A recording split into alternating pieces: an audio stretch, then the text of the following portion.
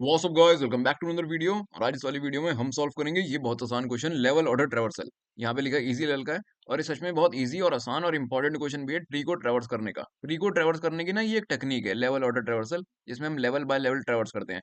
जैसे कि ये पहले लेवल पे एक ही नोड पड़ी है, रूट नोड, तो हमने 1 को अलग ले लिया। फिर अगले लेवल पे कौन सी नोड है, 2 और 3 एक साथ हैं, तो उनको हमने एक लेवल में ले लिया।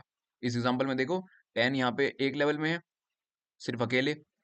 अगले लेवल में 20 और 30 एक साथ हैं, तो अगले लेवल में 20 और 30 एक साथ आ गए। अगले लेवल में 40 और 50 एक साथ है, तो 40 और 50 एक साथ आ गए। दैट्स इट यार, इतना ही आसान यहाँ पे ये क्वेश्चन है। तो फिर हम भी इसे बहुत इजीली समझ के सॉल्व कर देंगे। आओ इसको लेके चलते हैं ब्लैक बोर्ड पे, इसकी अप्रोच समझने डिटेल में। तो यहाँ पे मान लो इनपुट में हमें ये ट्री गिवन है, जिसका हमें लेवल ऑर्डर ट्रेवर्सल करना है। अब लेवल मतलब यार ये इसको कहते हैं लेवल जीरो।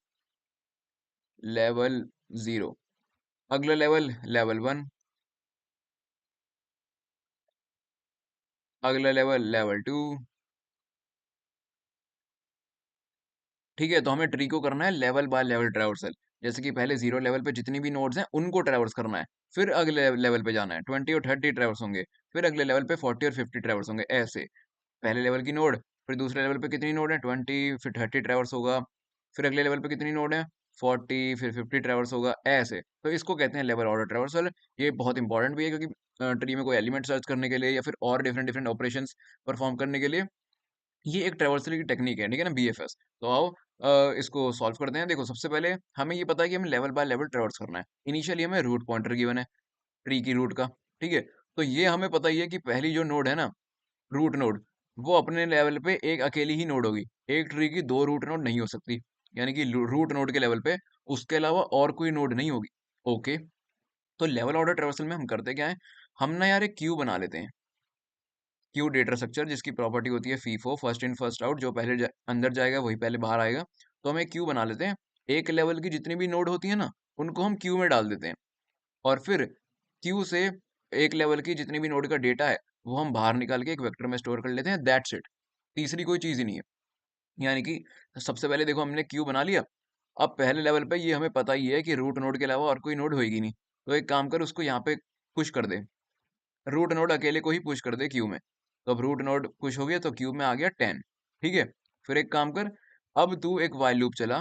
वाइल, ये तब तक चलेगा जब तक क्यू एम्प्टी नहीं हो जाता, क्यू डॉट एम्प्टी। बस सिंपल सी चीज है यार, जब तक क्यू एक लेवल की नोड जो क्यू क्यू में आ चुकी हैं, एक लेवल की सारी नोड क्यू में आ चुकी हैं, तो उनको क्यू से निकाल के एक लीनियर वेक्टर में डालना है बस। तो जब तक सारी नोड नहीं डल जाती तब तक ये लूप चलेगा, सिंपल।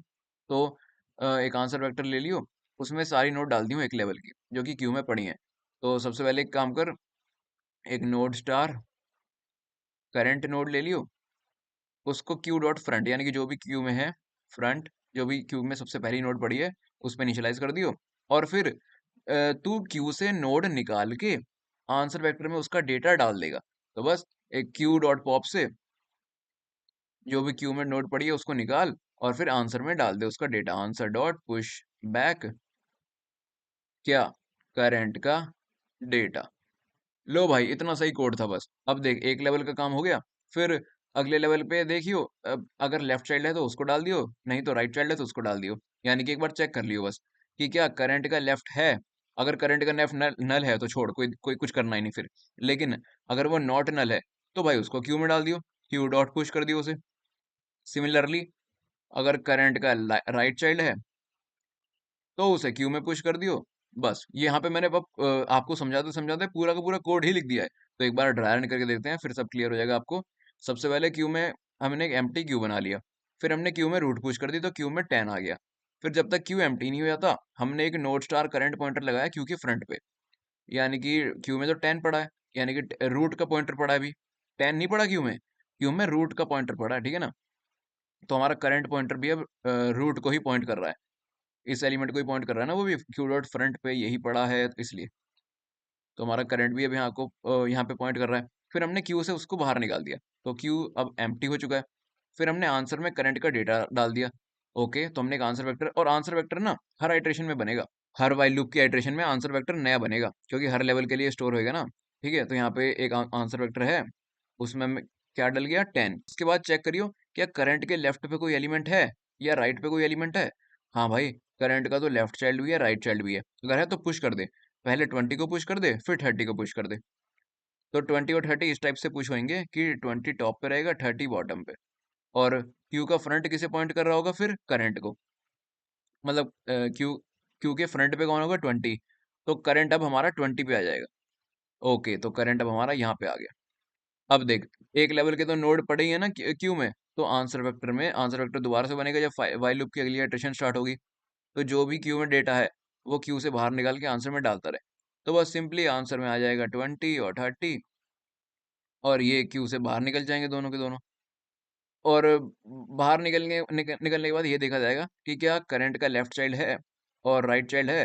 20 का राइट लेफ्ट चाइल्ड भी है, राइट चाइल्ड भी है। तो बस अब एक क्यू में 40 और 50 को डाल दे। अब करंट आ गया यहाँ पे, यानी कि करंट यहाँ पे आ गया। अब बस आंसर में डालता रहे और क्यू से निकालता रहे। तो क्यू से 40 निकल गया, 50 निकल गया, और आंसर में आ गया। यानी कि एक आंसर में आ गया 40 और 50 भी। अब हमारा करंट कहाँ पे पड़ा है भाई? करंट तो हमारा 40 पे पड़ा है। चेक करिए करंट का लेफ्ट चाइल्ड या राइट चाइल्ड है। नहीं भाई, करंट का लेफ्ट चाइल्ड भी नहीं है, राइट चाइल्ड भी नहीं है। ओके, यानी कि ट्री पूरा ट्रैवर्स हो चुका है ना। पहला लेवल, दूसरा लेवल, तीसरा लेवल, दैट्स इट। हमने कर दिया लेवल और ट्रैवर्सल। बस हो गया क्वेश्चन सॉल्व। एक बार फिर देख लो यार, हमें क्या करना है? हमें एक ट्री का लेवल और ट्रैवर्सल करना है, मतलब कि लेवल बाय लेवल नोड्स को ट्रैवर्स करना है। तो हमें पता है कि पहले लेवल पे रूट नोड के अलावा और कोई नोड होगी नहीं। तो उसको हमने ऐसे ही मैन्युअली क्यू में पुश कर दिया। फिर जब तक क्यू एम्प्टी नहीं होता तब हमने क्या किया? क्यू से नोड को बाहर निकाला, आंसर वेक्टर में डाल दिया, और आंसर वेक्टर में नोड आ गई। हमने चेक किया फिर क्या उस नोड के लेफ्ट और राइट चाइल्ड हैं।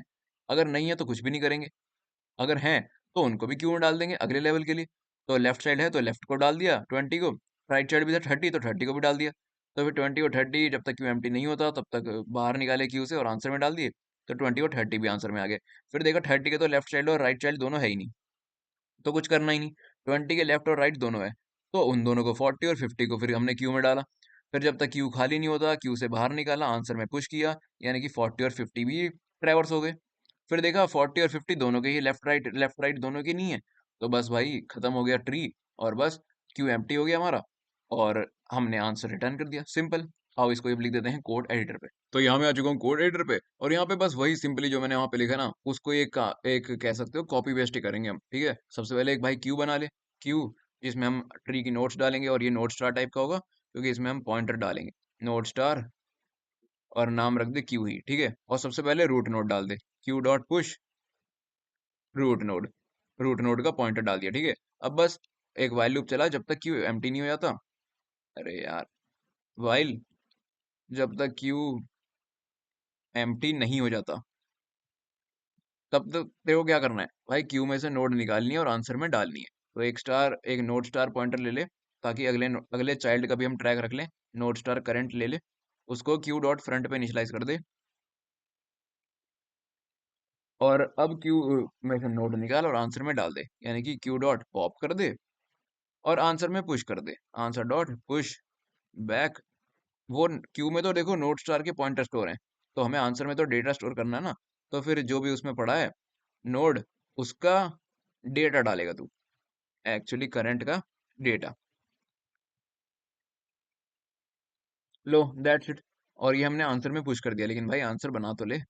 Vector int answer.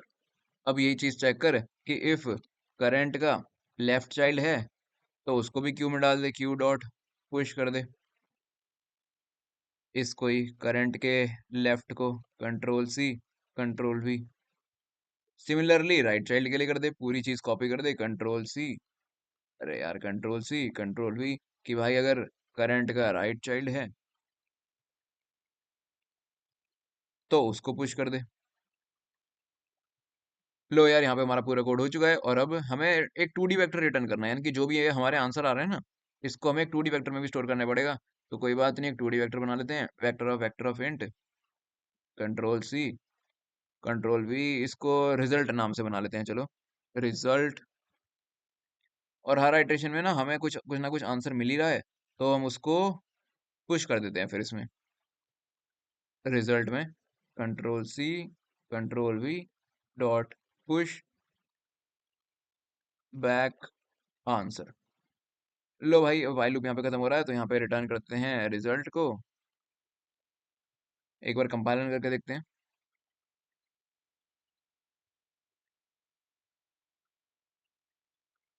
और यहाँ पे हमारा कोड सक्सेसफुली कंपाइल हो चुका है, क्योंकि देखो इतना सिंपल सी चीज़ है। भाई हमने क्या किया, हमने सबसे पहले तो रूट नोड को क्यू में मैन्युअली ही डाल दिया, क्योंकि हमें पता है कि रूट नोड अपने लेवल पे एक अकेली नोड है, उसके अलावा वहाँ और कोई नहीं है। तो जब तक क्यू एम्प्टी नहीं हो जाता, वेक्टर एक आंसर बना ले, क्यू से नोड को बाहर निकाल, आंसर में नोड को डाल दे। सिंपल यही चीज़ कर रहे हैं हम, नोड का डेटा आंसर में डाल दे और हर आइटरेशन में रिजल्ट में वो आंसर पुश कर दियो। तो पहला लेवल पुश हो गया। फिर अगले लेवल के लिए हम ये भी चेक कर रहे हैं कि जिस भी नोड पे हम खड़े हैं, उसका लेफ्ट चाइल्ड है तो उसको भी क्यू में डाल, राइट चाइल्ड है तो उसको भी क्यू में डाल। अगला लेवल क्यू में आ गया, तो फिर से जब तक क्यू एम्प्टी नहीं हो जाता तब तक क्यू से नोड को पॉप कर, आंसर में नोड को पुश कर, दैट्स इट। ये चलता ही जा रहा है, चलता ही जा रहा है। और जब पूरा ट्री खत्म हो जाएगा, तो ये स्टेटमेंट भी नल हो जाएगा। जब आखिरी नोड पे पहुंच गए, तो आखिरी नोड के नीचे तो उसका लेफ्ट चाइल्ड भी नहीं होगा और राइट चाइल्ड भी नहीं होगा, तो पूरा ट्री खत्म हो जाएगा, क्यू एम्प्टी हो चुका होगा। तो बस अपना रिजल्ट जिसमें सारे लेवल पड़े हैं वो रिटर्न हो जाएगा। सबमिट करके देखते हैं।